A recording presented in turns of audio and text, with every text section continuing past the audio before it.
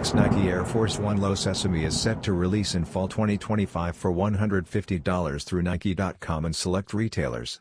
Originally unveiled at the Virgil Abloh, the Code's architecture exhibition during Design Miami 2022 at the Rubell Museum, it was once rumored as a Qatar-exclusive link to the Figures of Speech showcase, though the drop never materialized.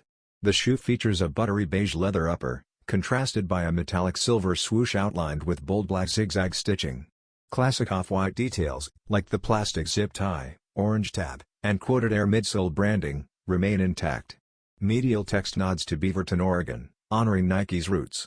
Each pair comes in a chrome-finished box, underscoring its premium status.